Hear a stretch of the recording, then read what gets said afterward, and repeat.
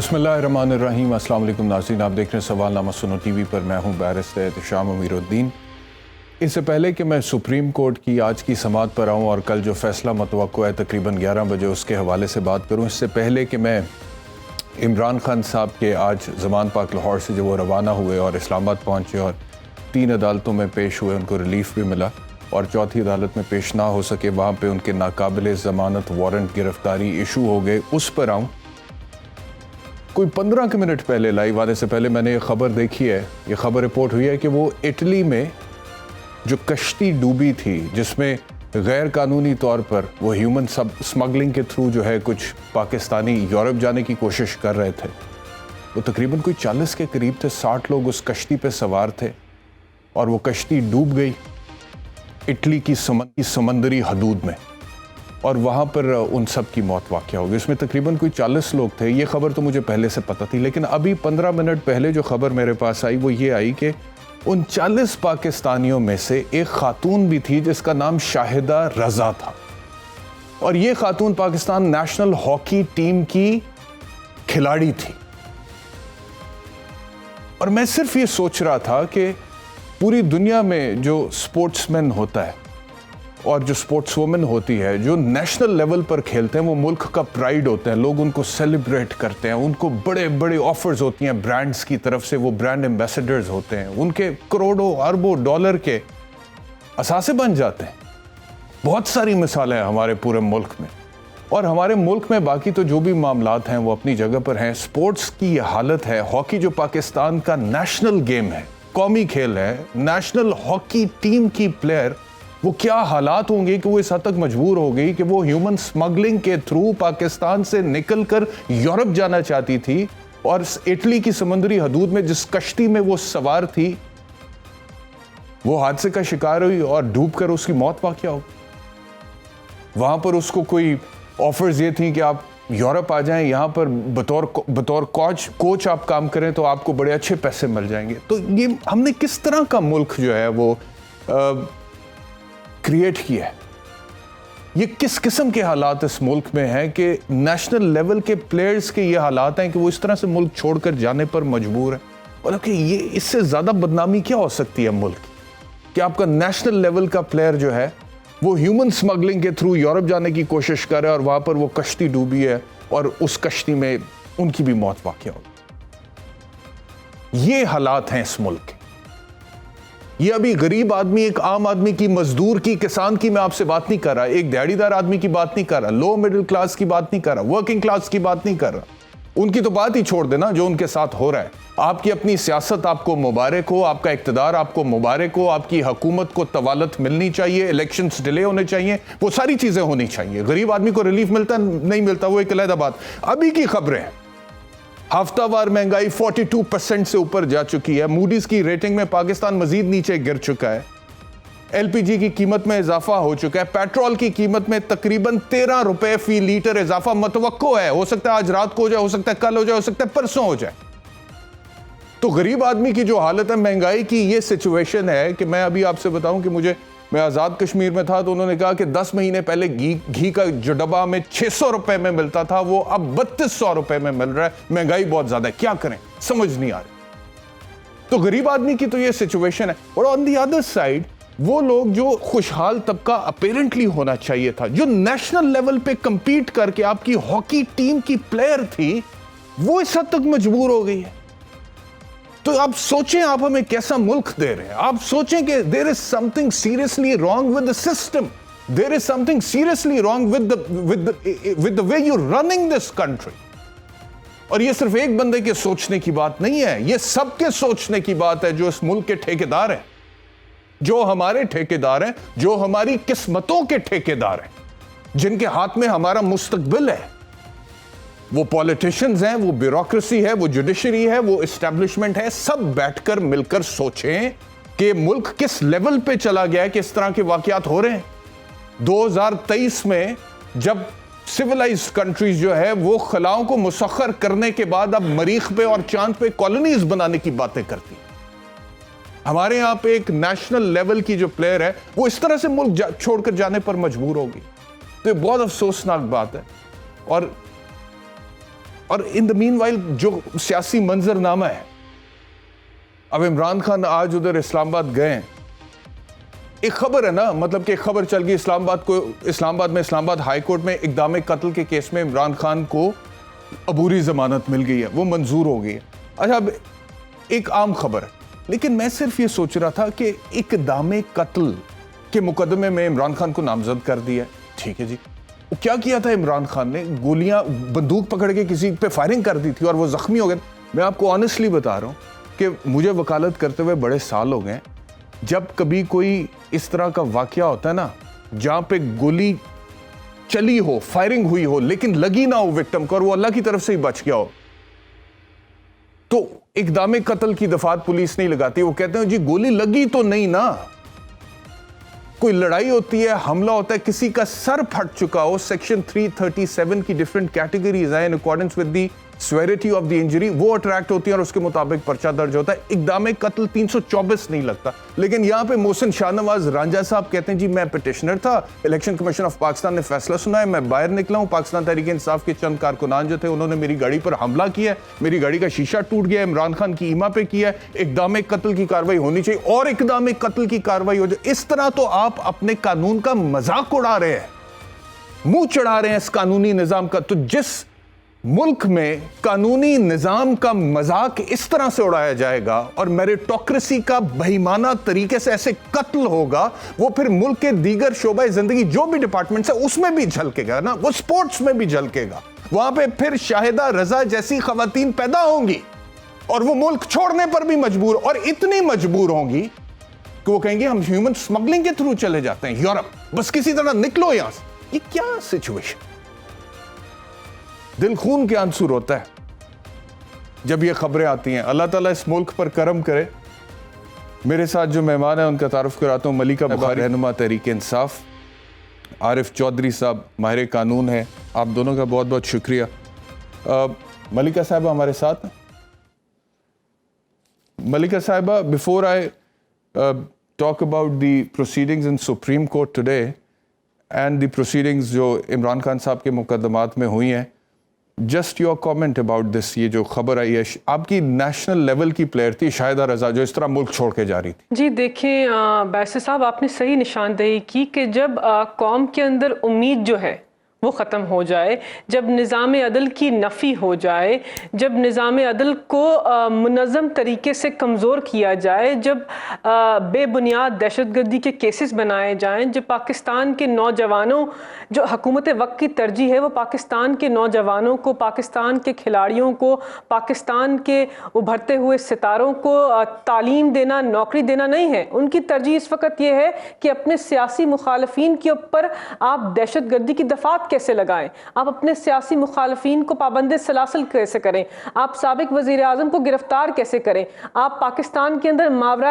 आइन इक़दामात कैसे उठाएं। जब इनकी तरजीहात मुख्तलिफ हैं तो इस किस्म की चीज़ें तो मंजर आम पर आएंगी। और अफसोसनाक है, आई थिंक एक रीसेंट रिपोर्ट भी है जिसके अंदर ये अंदिया दिया गया है कि कितने सारे लोग इस साल, कितने लाखों लोग इस साल पाकिस्तान से बैरून मुल्क जो हैं वो मुकीम होने जा रहे हैं, वहाँ पर तालीम हासिल करने जा रहे हैं और उनको कोई वापस आने का इरादा भी नहीं है। तो पाकिस्तान के अंदर मजमूई तौर पर एक ब्रेन ड्रेन का जो सिलसिला था, जो हमारे दौरे हुकूमत में किसी हद तक कम हो रहा था क्योंकि हमने पाकिस्तान की आवाम के लिए नौकरियाँ पैदा की थी, वो फिर उभर कर मंजर आम पर आया है। आवाम के अंदर एक मायूसी है, आवाम के अंदर जो उम्मीद थी वो ख़त्म हो रही है। मेरी कितने लोगों से मुलाकात होती है जो दोहरी शहरियत रखते हैं, हमारे दौरे हुकूमत में इस मुल्क में आना चाहते थे। वो कहते हैं हम इस मुल्क में आकर क्या करेंगे अगर यहाँ खुदा ना ख्वास्ता हमारा पाकिस्तान की पुलिस फोर्स जो है या पाकिस्तान की हुकूमत वक्त जो है उससे पाला पड़ गया, उनके खिलाफ कोई इकदाम हमने उठा लिया, आज़ादी राय का इजहार कर दिया, तो हम तो ताहयात पाबंद सलासल हो सकते हैं। हमारे घर महफूज नहीं, हमारी जानो माल महफूज नहीं। यहाँ पर ख़वातीन की, और मैं बरमला कहना चाहती हूँ, मैं वफाकी पार्लिमानी सेक्रेटरी बराए कानून और इंसाफ थी, हमने एंटी रेप का नया कानून बनाया, पाकिस्तान की बच्चियों, माएँ, बहनें, उनकी इज्जत को महफूज करने की कोशिश की। यहाँ पर बरमला F9 पार्क में पाकिस्तान की बेटी जो है उसके साथ रेप होता है, क्या करती है आईसीटी पुलिस? यहां पर बच्चियों के साथ F11 के अंदर, गाड़ी के अंदर रेप होता है, क्या करते हैं आईजी इस्लामाबाद? आईजी इस्लामाबाद को इस वक्त पाकिस्तान की जो इंपोर्टेड हुकूमत है उसने आलेकार बनाया है फस्तायत के लिए, बर्बरियत के लिए, जबर के लिए। यहां पर जहां बच्चियों की इज्जत भी महफूज नहीं है, वहां पर लोगों ने रहकर करना क्या है? ये तो हमारे जैसे लोग हैं, सियासतदान, मुहब्बे वतन पाकिस्तानी, आप जैसे लोग जो यहां पर जबर भी बर्दाश्त कर रहे हैं, मुसीबतें बर्दाश्त कर रहे हैं। इमरान खान है, इस वक्त इमरान खान के ऊपर 70 के करीब केसेस हैं। पाकिस्तान के 11 कोर्टों के अंदर वो आदमी अपने मुल्क में रहता है, मुश्किलात का सामना करता है, अपनी उस जख्मी टांग के साथ मजबूरी की हालत के अंदर अदालत के जजेस के सामने एहतरामन सर को झुकाता है, अदलिया के सामने अपने आप को पेश करता है। उस आदमी को आप दहशतगर्द कहते हैं, उसके ऊपर कातिलाना हमला करवा दिया, उसकी जान को जिस तरह आज हमने मुश्किल में डाला। पाकिस्तान का सबसे मायानाज लीडर, इस आवाम की उम्मीद को अगर आज कुछ हो जाता, मेरा सवाल है पाकिस्तान के निज़ाम अदल की सरपरस्ती करने वालों से कि अगर आज इमरान खान को कुछ हो जाता तो उसका जवाबदेह कौन होता? पाकिस्तान की आवाम की उम्मीद अगर आज अल्लाह ना करे, मौला इमरान खान को 100 साल लंबी उम्र दे, हमारी उम्र भी इमरान खान को लग जाए, लेकिन अगर इमरान खान के ऊपर दोबारा कातिलाना हमला होता तो पाकिस्तान की आवाम क्या करते? आप बताएं, मुझे छोड़े, पाकिस्तान की आवाम की उम्मीद का क्या होता? तो इस तरह निज़ाम अदल के साथ, इस तरह मुल्क के जमहूरी निज़ाम के साथ जब आप खेलते हैं तो इस किस्म के वाक़यात रोनुमा होते हैं, इस किस्म की चीज़ें मंजर आम पर आती हैं और इतना अफसोस होता है और सर नदामत से झुकता है कि हम किस तरफ इस इस्लामी जमहूरिया पाकिस्तान को, बैरिस्टर साहब, हम किस तरफ लेकर जा रहे हैं? इसका हल क्या है? इसकी सिमत क्या है? ये आखिर कहाँ पर ये रविश, ये मुश्किलात, ये आइन शिकनी, ये लाकानूनियत, ये जमहूरी निज़ाम की नफ़ी, ये किस वक्त रुकेगी? इसको कौन रोकेगा? इजाजत दीजिएगा कल शायद एक उम्मीद की किरण सुबह आएगी हमारे सामने। अगर इलेक्शंस हो गए तो शायद इस मुल्क के अंदर इस्तेहकाम आएगा और आने वाला लीडर जो है अवाम की ख्वाहिशात के मुताबिक मुल्क के जमहूरी निज़ाम को तक़वियत देगा। मेरी तो यही उम्मीद है और मेरी उम्मीद हर पाकिस्तानी की, मुझे लगता है कि दिल की आवाज़ है कि इस मुल्क के अंदर इस्तेहकाम आए, इस मुल्क के अंदर मजबूती आए, इस मुल्क का जो आइन है वो सरे फहरिस्त हो। यही ख्वाहिश है, यही दुआ है और आपके प्रोग्राम की तवस्सुत से आपका शुक्रिया, आपने मुझे मौका दिया ये बयान करने का। आरिफ चौधरी साहब, आपकी तरफ आऊँगा।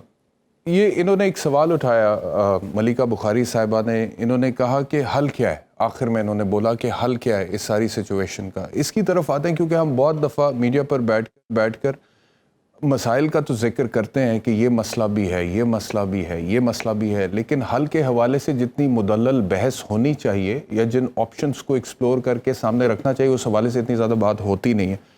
अच्छा, मलिका साहिबा की जब हुकूमत थी तो तब अगर रूल ऑफ लॉ के हवाले से कोई सिचुएशन होती थी हम तनकीद करते थे, मैंने बड़ी तनकीद किया। अगर कोई ख़राब कारकर्दगी होती थी उस हवाले से भी हम तनकीद करते थे। लेकिन अभी सिचुएशन बड़ी अजीब सी है, मतलब कि कई दफ़ा अब मैं बहुत अपसेट हुआ हूँ ये खबर सुन के, ये शाहिदा रज़ा वाली। ये आप सोचें कि एक नेशनल लेवल की प्लेयर है क्या, और कौमी खेल कहते हैं। हम किस मुंह से हॉकी को कौमी खेल कहते हैं, मुझे ये बताएं। मैं आ जाता हूं, अभी सुप्रीम कोर्ट पर भी आ जाता हूं सर, मैं इलेक्शंस पर भी आ जाता हूं, कल मुतवक्का फैसला जो है उसके ऊपर भी आ जाता हूं, बात कर लेते हैं, जज साहिबान के रिमार्क्स पर भी बात कर लेते हैं, इमरान खान साहब की पेशियों पर भी बात कर लेते हैं, उनके इस्तकबाल पे भी बात कर ले, सब बातें कर लेते हैं। लेकिन कोई तो शाहिदा रज़ा की बात भी करे, कोई तो उस आम पाकिस्तानी की बात करे जो इस लेवल पर परफॉर्म करने के बाद इस हद तक मजबूर हो गई कि वो इस तरह से मुल्क को छोड़कर जा रही है। ऐसा होता है मुल्कों में जहां पर टैलेंट की कदर होती है। इस तरह हम अपने टैलेंट को बर्बाद कर रहे हैं, जलील कर रहे हैं, रुस्वा कर रहे हैं, जाया कर रहे हैं। आरिफ चौधरी साहब। सर, आप बैरिस्टर साहब, बेसिकली आपकी जो कैफियत है वो बिल्कुल वही है जिसके बारे में किसी ने कहा था कि आंखों को बंद करके गुजर जाइए जफर, होता है इस नवाह में क्या क्या ना देखिए। अब हमारी हालत ये है कि ना दीदनी की दीद से होता है खून दिल, बेदस्तो पाको दीदाए बीना ना चाहिए। हमारी हालत ये है, ये जो आपने जो कुछ कहा है ये ऐसा नहीं है कि जिस पे कोई शख्स दिल गिरफ्तार ना हो और ऐसा शख्स थोड़ा सा भी एहसास इंसान के अंदर हो, तो ये चीजें वो है जो तकलीफ देती हैं। और उसके बाद फिर ऐसा हो नहीं सकता कि आपके सामने ऐसी कैफियत हो और फिर आप यानी उसको महसूस करके उस पर गुफ्तगू ना करें। गुफ्तगू तो मैं आपकी सुन रहा था तो यकीन माने मेरा दिल आपके साथ धड़क रहा था और मैं फील कर रहा था। और मुझे ये कम अज कम इस बात की बहुत ज्यादा खुशी कि आप जैसा इंसान जो इन चीजों को महसूस करता, आज वरना यकीन माने ये चीज किसी की नजर में ही नहीं है। इस तरह की खबर जो है कहीं मैंने इसका जिक्र नहीं सुना। जितने प्रोग्राम सुबह से लेकर मैंने भी हर चैनल पे यही ये जो कमेंट्स ये उसी पे बार बार हर कोई कह रहा है जी इलेक्शन होगा नहीं होगा, 90 डेज क्या है, और ये आर्टिकल 105 यही हो रहा है। लेकिन इस सब कुछ के बावजूद वो ऐसा आर्टिकल जो जिंदगी की जमानत देता है, जो एक बावकार जिंदगी गुजारने के लिए, आर्टिकल 9 किसी जमाने में ये केस जो था, पहला केस मैंने किया था ये यहाँ एलडीए के खिलाफ कि लोग, जिसमें उन्होंने डिटरमिन किया कि लाइफ, उस वक्त ये हाई कोर्ट की जजमेंट थी, फिर बहुत आगे बात गई कि एक डिसेंट लाइफ जो है वो हर एक को मिलनी चाहिए। लेकिन मैं आप इस पे ज्यादा मैं कमेंट एक ही करने के बाद असल चीज की तरफ आते हैं कि जो आपने हल कहा है वो हल क्या है। बात यह है कि ये जिंदगी क्यों ऐसी नहीं मिल रही है और दूसरे लोगों को क्यों मिल रही है, इसका फर्क हमें नजर आता है। मुआशरे बने, लोगों ने जिंदगी गुजारना शुरू की। इंडिया को बिल्कुल हम भूल जाते हैं, हम बांग्लादेश को शुरू की बात करते हैं। बांग्लादेश हमसे अलहदा हुआ, एक टारगेट उन्होंने बनाया और जिंदगी को उन्होंने वहां जीना शुरू किया। जमहूरियत पर भी आई, इलेक्शन भी हुए, लड़ाइयां भी हुई, लोग मरे भी, लेकिन इसके बावजूद तरक्की लोग करते गए, क्योंकि वहां कोई ऐसी कुव्वत नहीं थी जो गैर मर रही थी, और वो ऐसी कुव्वत नहीं थी जो सब कुछ कर रही थी और किसी को सामने नजर नहीं आ रही थी, और नजर अगर आ भी गई थी तो कोई उसका कुछ कर नहीं सकता था। सीधी बात यह, मैं आपको एक अर्ज करूं, आजकल जो चीजें हम देखते हैं इससे तो बिल्कुल हम, यानी मुझे उम्मीद क्या आएगी नजर। ये चीजें जब तक कंट्रोल नहीं होती उस वक्त तक जितनी मर्जी के कल आ जाए इलेक्शन जीत के, फिर कुछ भी नहीं होगा। बिल्कुल मैं से I am sorry, I am cutting you, अपना आरिफ चौई साहब, I am sorry, I am cutting you here. लेकिन मैं आपसे अर्ज करूं कि मैं इस वजह से इस पे इतनी बात कर रहा हूं, और मलिका साहिबा को भी मैं इसमें शामिल करूंगा, कि मैं आपसे अर्ज करता हूं, मिसाल के तौर पे मैं एक बाप हूं, ठीक है, मुझे पता है कि मेरा बच्चा जो है वो स्पोर्ट्स में इंटरेस्ट लेता है, वो इंटरनेशनल लेवल पे क्रिस्टियानो रोनाल्डो को देखता है, वो देखता है मेसी को, और वो कहता है कि मैं एक दिन बड़ा होके मुल्क के लिए फुटबॉल खेलना चाहता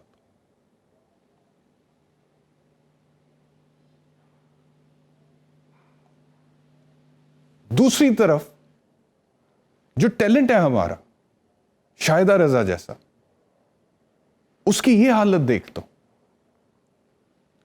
तो मुझे बताएं कि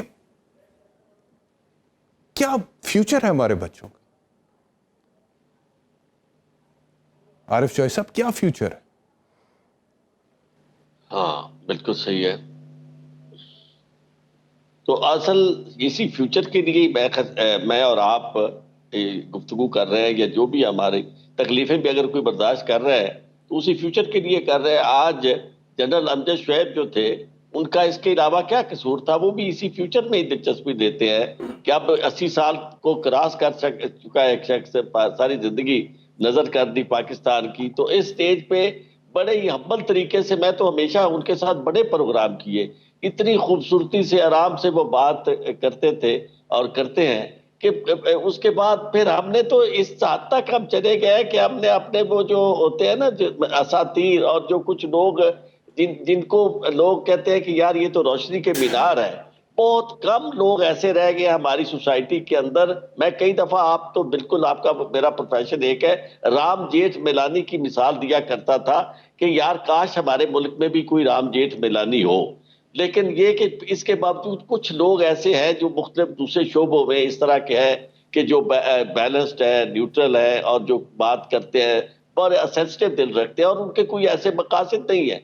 एक पॉलिटिशियन जो है उसके तो मकासद हो गए, कल को उसने इलेक्शन लड़ना है, इक्तदार में आना है, वो तो उनका तो कोई ऐसा मसला भी नहीं है। लेकिन हम तो हर तरह की आवाज दबा देना चाहते हैं। और उसके साथ साथ मैं आपको एक अर्ज करूं, एक तरफ मुझे वो नजर आता है, आप वो बच्चा नजर आता है, मेरा अपना बच्चा, मेरी बेटी जो थी पाकिस्तान छोड़ के बड़े शौक से आई, अटर्नी एट लॉ, लेकिन ये कि यहाँ हालात देख के चलेगी वापस, अब वो कभी नहीं आएगी।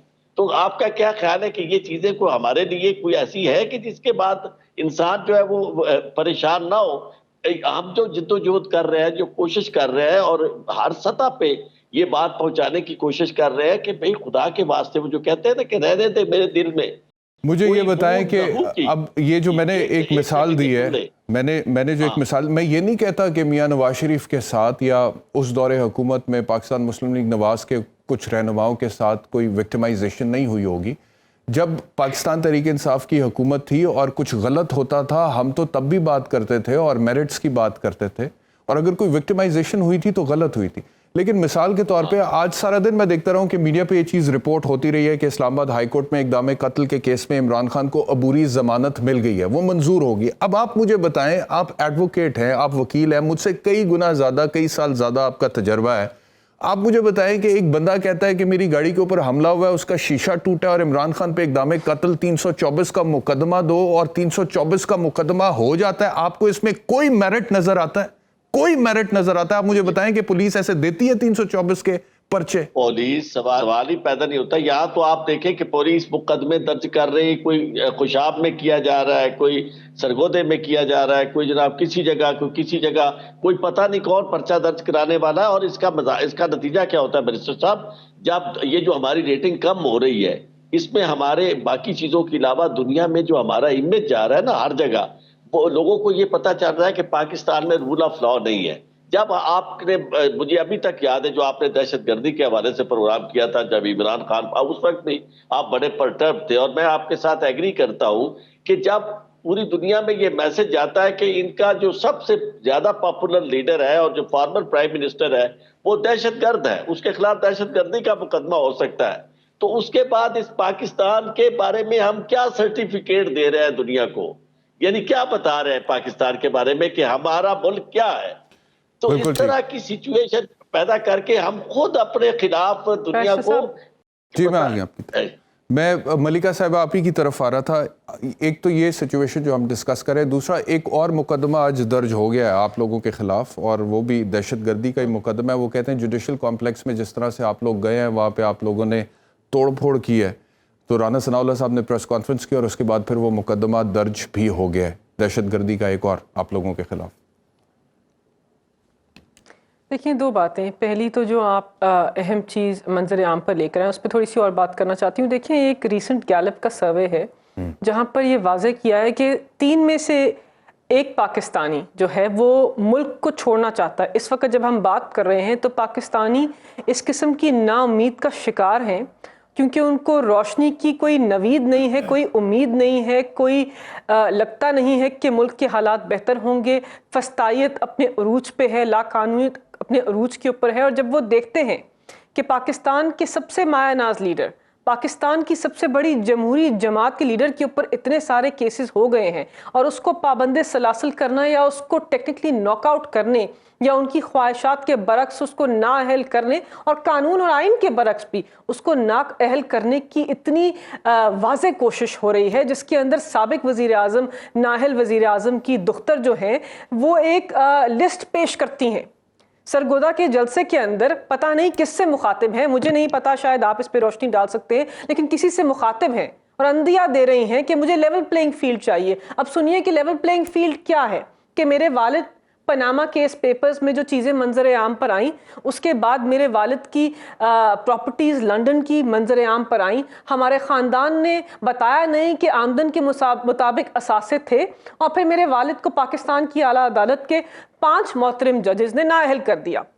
ये हो गया। अब वो कहती हैं कि इमरान खान को, जब तक आपने इमरान खान को नाअहल ना किया, उसको 200 पेशियों के ऊपर ना लेकर आए, उसको पाबंदे सलासल ना किया, उसकी जमात के लोगों को दहशतगर्द ना डिक्लेयर करवाया, और इस किस्म का इंसाफ जो मुझे चाहिए, जो मेरी नज़र में इंसाफ का तकाजा है, आपने वो पूरा ना किया, तो पाकिस्तान के अंदर इंतखाबात भी आइन के ऐन मुताबिक नहीं होंगे। जिस मुल्क के अंदर बरमला एक औरत आला अदालत के 2 मोहतरम जजेस की तस्वीर को जलसे के अंदर चलाए और उसके खिलाफ इकदाम ना हो, उस मुल्क के निज़ाम अदल के अंदर तो किसी को भी यकीन नहीं रह गया ना। ये तो निज़ाम अदल की धज्जियां उड़ाई जा रही हैं, उसकी नफी हो रही है। पता नहीं निज़ाम अदल को कौन चला रहा है। आप बिल्कुल ठीक कह रही है मलिका साहिबा, लेकिन एक सवाल आपसे भी बनता है, एक सवाल आपसे भी बनता है। आप ठीक फरमा रही है, मैं आपसे इन बातों पे मैं आपसे इत्तफाक करता हूँ, लेकिन एक सवाल आपसे भी बनता है कि अगर जब भी दोबारा आप लोगों की हुकूमत बनती है, आप लोग हुकूमत में आते हैं, तो क्या फिर दोबारा बैरिस्टर फ़रोग नसीम साहब लॉ मिनिस्टर होंगे? इस कानूनी निज़ाम को ठीक करने की जिम्मेदारी उनके सपुर्द की जाएगी दोबारा?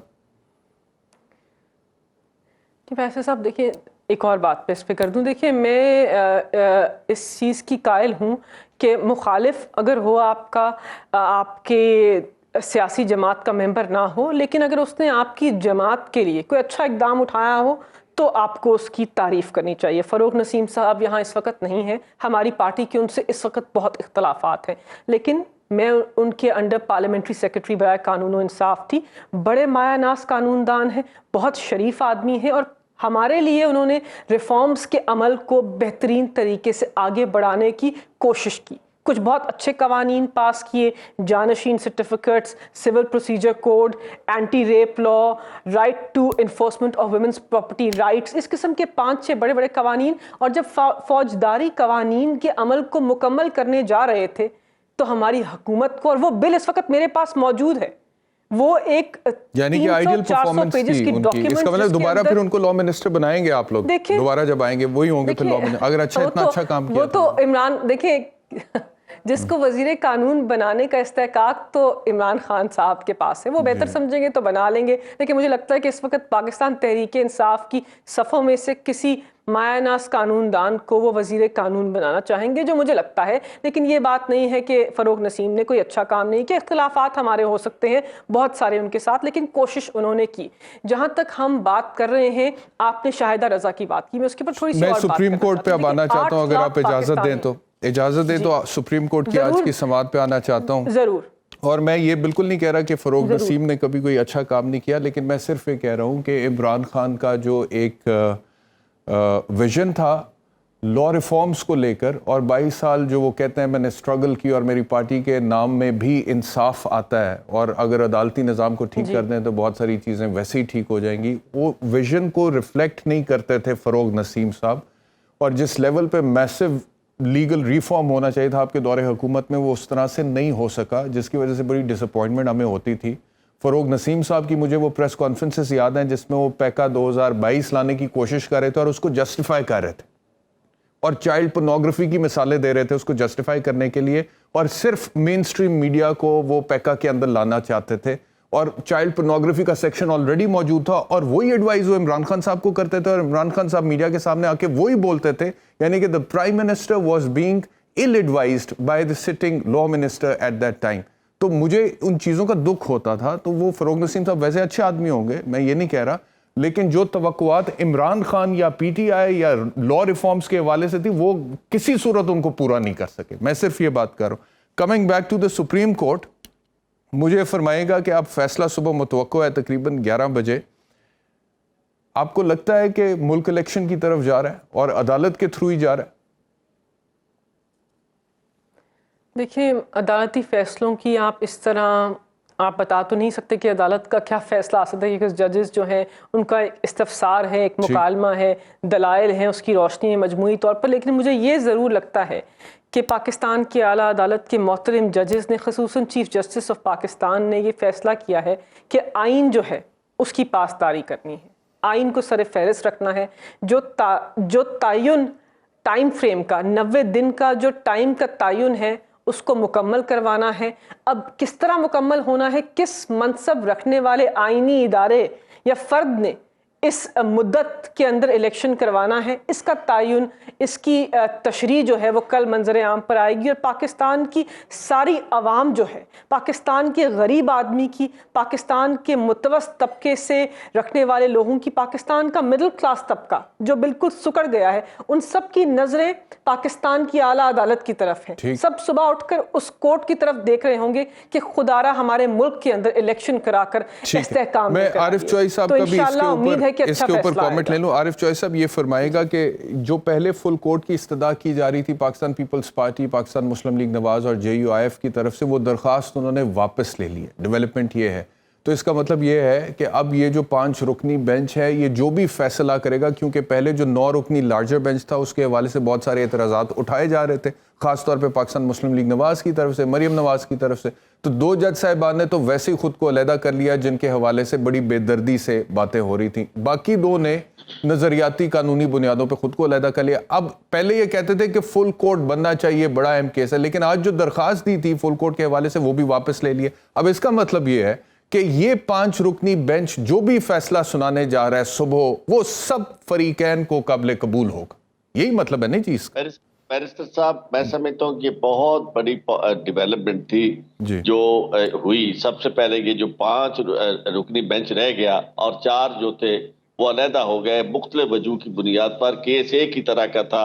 वो अपने, मैं समझता हूँ कि जो कहना था इनका एतराज करने वालों का कि जी अपना माइंड डिस्क्लोज कर चुके हैं, उस लिहाज से मैं समझता हूँ कि जो 2 बाकी जो थे, अतर मिनल्ला साहब और बाकी एक और, वो भी अपना माइंड डिस्क्लोज कर चुके थे। तो इस लिहाज से चारों जो थे माइंड डिस्क्लोज करने वाले, उनके कुछ उनकी तरफ से एतराज और कुछ बाकी जिन्होंने वाज़ेह तौर पर किया था, वो बहुत अच्छा हो गया। और इसके बाद आपकी बात बिल्कुल दुरुस्त है कि कोई गुंजाइश बाकी रह नहीं गई। अगर ये एप्लीकेशन वापस ना दी जाती तो मुझे जो लग रहा था, जिस तरह बार काउंसिल्स को इस्तेमाल किया, पाकिस्तान बार काउंसिल और बाकी चीज़ों को आगे लाया जा रहा था, मुझे ये लगता था कि शायद ये कोशिश इनकी ये हो कि फैसला ना हो सके।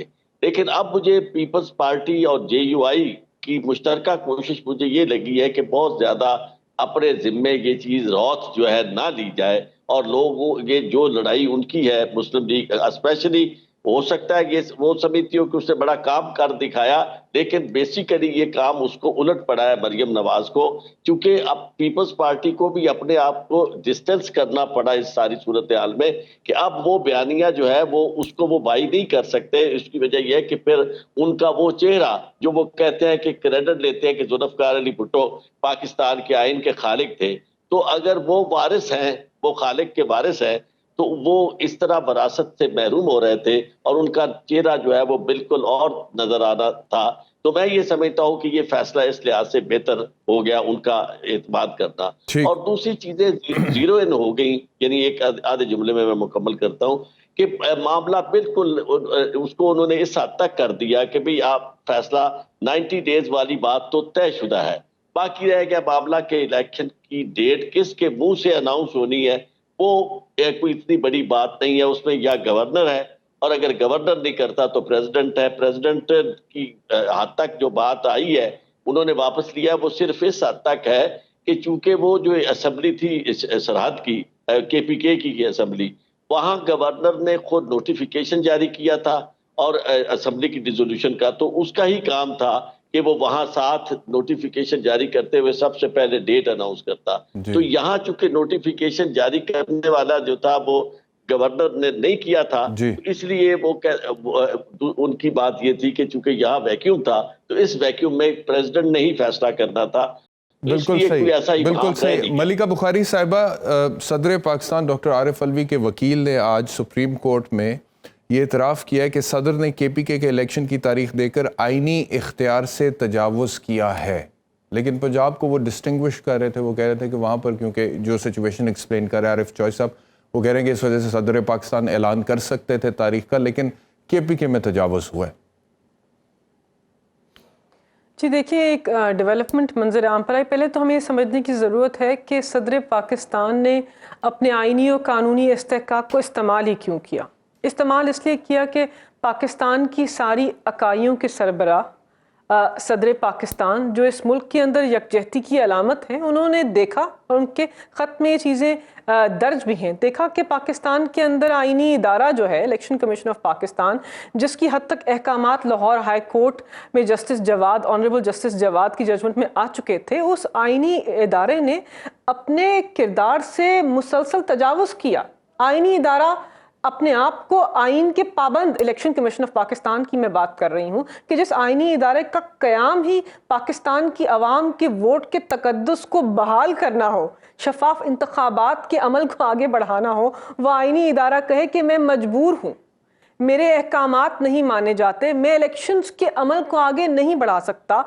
सदर पाकिस्तान उनको ख़त लिखते हैं, वो ये मजाज होते हैं और ये इस किस्म का अंदिया देते हैं और ये अरसाल करते हैं ख़त कि मैं आपके साथ मुलाकात करने का भी पाबंद नहीं हूँ, और गवर्नर जो हैं वो भी अपने आइनी किरदार से तजावुज़ करते हैं। तो इस सूरत हाल के अंदर सदर मुमलिकत जो हैं, जो बड़े एक ज़ीरक शख्सियत वाले फ़र्द हैं, उन्होंने सही दुरुस्त समझा उस वक़्त कि मैं पाकिस्तान के अंदर ये जो हिजाम की सूरत हाल है, ये जो अदम इस्तेहकाम है, ये जो इलेक्शंस का सूरत हाल है, उसके अंदर आइनी और कानूनी तरीके से मैं तारीख़ का ऐलान करूँ। अब उनके वकील मायानास कानूनदान है सलमान अकरम राजा, वो मंजर आम पर आए, उन्होंने दलाइल पेश किए कि क्योंकि केपी के असेंबली, और आरिफ चौधरी साहब की बात से मैं इत्तफाक करूंगी और वो भी यही तशरीह बता रहे हैं, क्योंकि खैबर पख्तूनख्वा की असेंबली जो है उसकी तहलील बाय ऑपरेशन ऑफ लॉ नहीं हुई थी, उसको गवर्नर ने तहलील किया था, दरअसल इसलिए सिर्फ उनके पास इख्तियार है तारीख देने का। तो ये एक डिस्टिंक्शन या एक तफरीक दोनों पंजाब और खैबर पख्तूनख्वा की असेंबलियों के अंदर मंजर आम पर आई है। लेकिन चले, किसी ने, मैं कहती हूँ कि आइनी किरदार को अदा किया, उसमें सुखम होगा, उसमें गलती हो सकती है और गलती का उन्होंने एतराफ़ भी किया, लेकिन मैं कहती हूँ कि किसी ने सूरत हाल के अंदर जहाँ सब ठीक है आरिफ चौधरी साहब, बिल्कुल ठीक है आरिफ चौधरी साहब, ये फरमाइएगा, उन्होंने आईनी किरदार को अदा करने की कोशिश की। ठीक हो गया, फैसला तो अब महफूज हो गया। अब आपको लगता है कि जितनी प्रोसीडिंग हमने अभी देखी है, उस हवाले से जितनी भी रिपोर्टिंग हुई है, बात जो है वो इस नुक्ते तक पहुंच चुकी है कि सुप्रीम कोर्ट इस चीज़ पर गौर करनी है कि इलेक्शंस की तारीख का ऐलान करना किसकी जिम्मेदारी है। अपेरेंटली लगता यह है कि सुप्रीम कोर्ट कन्विंस्ड है कि 90 दिन में इलेक्शंस होने बनते हैं, आइन की मुझे ये है कि इंतहाई मुख्तसर फैसला होगा और वो फैसला शायद 1.5 लाइन का मैं समझूंगा कि यानी फलां इलेक्शन की डेट देना काम फलां का है, वो अब हम कह नहीं सकते इस वक्त, क्योंकि जाहिर है कि उनका काम है अदालत का, तो वो इतने वक्त में ऐलान करे, चूंकि अगर वो इसको तिश्ता छोड़ते हैं तो फिर तो जिसका काम है, ये तो मामला वैसे बेसिकली बैरिस्टर साहब इम्प्लीमेंटेशन ऑफ कॉन्स्टिट्यूशन का है, ये इंटरप्रिटेशन ऑफ कॉन्स्टिट्यूशन का मामला नहीं है। उसकी वजह ये कि ये कोई ऐसी प्रोविजन नहीं है जो मुबहम हो और जिसकी वजाहत की जरूरत हो, ये तो बड़ा क्लियर कट है। इससे ज्यादा तो आइन में किसी चीज की वजाहत नहीं है और आइन की हर शिक ऑपरेटिव है, हर शिक जो है उस पर अमल दरामद होना है। और अगर आइन में इलेक्शन की प्रोविजन जो है आर्टिकल 105 और आर्टिकल 112 अगर और 224 अगर उनकी भी वजाहत की जरूरत है तो फिर तो अल्लाह ही हमारा हाफिज है। बेसिकली आप ठीक है, बहुत शुक्रिया आरिफ चौधरी साहब, बहुत शुक्रिया हमें ज्वाइन करने के लिए। मलिका बुखारी साहब आपका बहुत शुक्रिया। एक ब्रेक लेना है, ब्रेक के बाद वापस आए तो इकोनॉमी पे बात करेंगे। Welcome back to Sawalnama. मईशत के हवाले से कुछ बात करें तो डॉलर जो है वो 1 रुपये 58 पैसे उसकी कीमत में इजाफा हुआ है। हफ्तावार महंगाई की जो शरह है वो 42% से ऊपर है। मूडीज़ की जो रेटिंग है उसमें पाकिस्तान की तनज़्ज़ुली हुई है। LPG की कीमत में इजाफा हुआ है। पेट्रोल की कीमत में 13 रुपये फ़ी लीटर इजाफा मतवक्के है। और IMF के साथ स्टाफ लेवल मुआहदा अभी तक नहीं हो सका। ये सारी चीज़ें करने के बावजूद IMF के साथ स्टाफ लेवल मुआहदा अभी तक खबर ही है कि नहीं हो सका। डॉक्टर खाकान नजीब माहिर माशियात हमारे साथ हैं। डॉक्टर साहब, IMF के साथ स्टाफ लेवल मुआहदा अभी तक क्यों नहीं हो सका इन सारी बातों के बावजूद? एहतशाम साहब, thank you for having me. समझने की ये बात है कि IMF और पाकिस्तान का इस वक्त एक डिस्ट्रस्ट का लेवल है और ये डिस्ट्रस्ट इसलिए है कि पाकिस्तान पिछले 12-14 माह में जो भी IMF के साथ एग्री करता रहा है उसमें कई दफ़ा हमने इनहराफ किया उन चीज़ों से, चाहे वो पेट्रोल की कीमत को कम करना हो, चाहे रिसेंटली हमने एक्सचेंज रेट की मूवमेंट को संभालने की कोशिश की।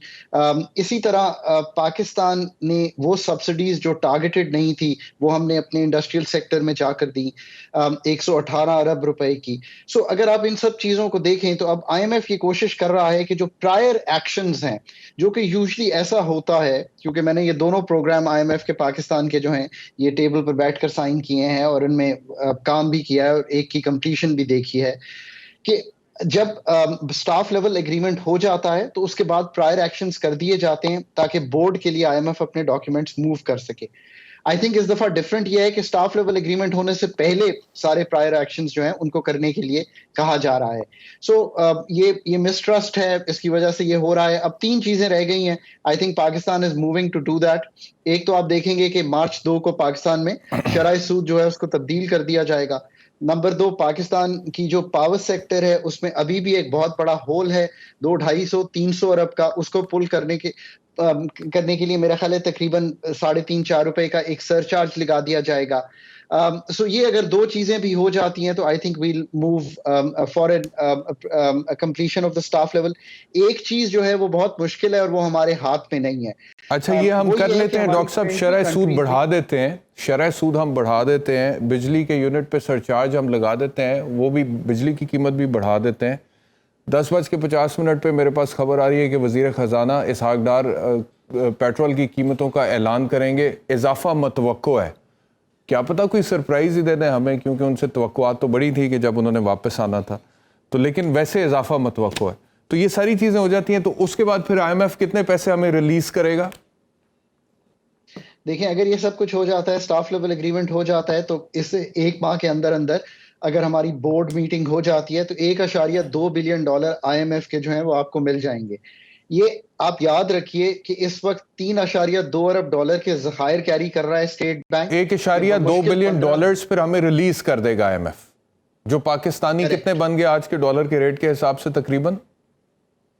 तकरीबन अगर आप इसको 260 से मल्टीप्लाई कर लें तो ये तकरीबन पाकिस्तानी 312 अरब रुपए बन गए। अच्छा जी, अब 312 अरब रुपए से कितनी देर हम गुजार लेंगे इससे पहले कि दोबारा हम कशकोल पकड़ के IMF के पास जाएं और उसके बाद फिर उनकी डिमांड्स के मुताबिक महंगाई करें मुल्क में? कितना टाइम गुजर जाएगा इसमें?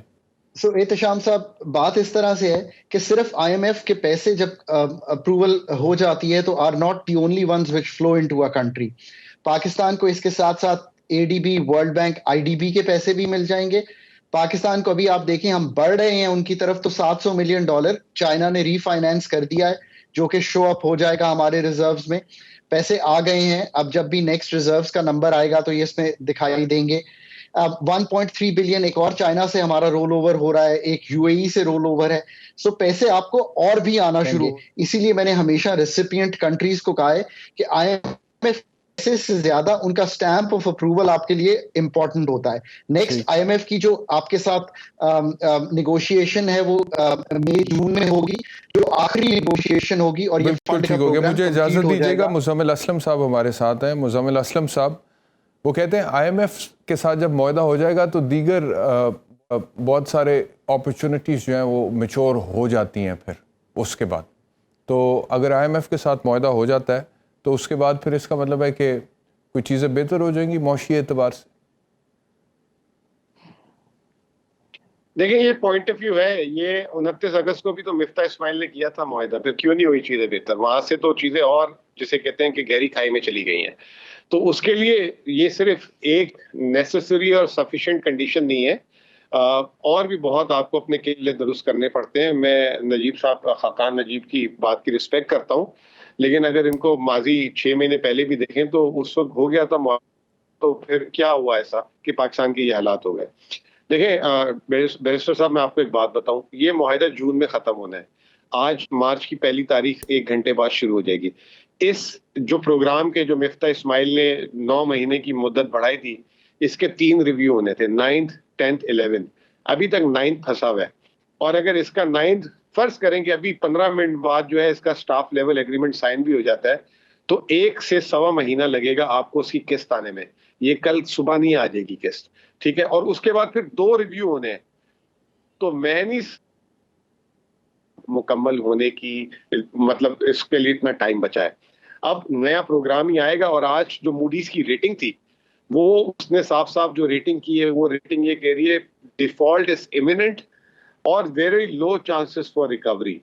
और आईएमएफ अगर ऐसी रेटिंग हो और जो हालात हो, मैं नहीं समझता कि आईएमएफ कोई रिस्क ले अपनी क्रेडिबिलिटी पे।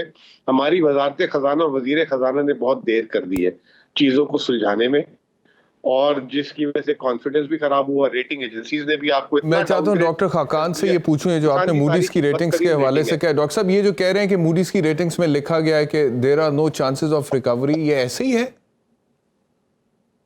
देखिए, एक तो ये है कि ये बात लो सही है चांसेस कि जो हमने नवंबर 3 को रिव्यू करवाना था, आज हम लिटरली 1 मार्च को खड़े हैं और अभी तक स्टाफ लेवल एग्रीमेंट नहीं हुआ। I think that has hurt. It has hurt in terms of our dollar reserves going down. और मूडीज, फिच, ये जितनी भी री रेटिंग्स हुई हैं ये इसी वजह से हैं। अब भी मैं समझता हूं कि we are all sensible mature people. जी। कोई पेशेंट आईसीयू में हो, और पाकिस्तान की economy certainly is an ICU, IMF is the only doctor, international arena है उसमें रहें। हम सबको मिनहासुल कौम इस वक्त आईएमएफ का जो एग्रीमेंट है वो कराने के लिए हुकूमत के जो हाथ हैं उनको मजबूत करना चाहिए। नहीं होगा तो लोग इमेजिन नहीं कर सकते कि कितनी तकलीफ होगी। मुझे बताया जा रहा है कि वफाकी वजीर खजाना की प्रेस कॉन्फ्रेंस है, लाइफ गाइड करनी है, जरूरी है, क्या पता कौम को कोई रिलीफ मिल जाए। दोबारा मुलाकात होगी, अपना ख्याल रखिए। अल्लाह।